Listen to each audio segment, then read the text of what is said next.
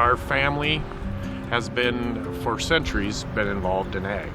From my great-great-grandfather to my grandfather to my dad to me and now my kids. I started 30 years ago. This will be my 30th crop.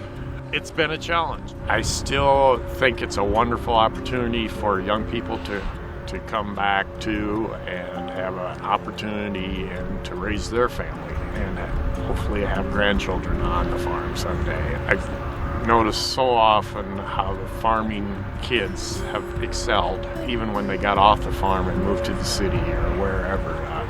They seem to always do well.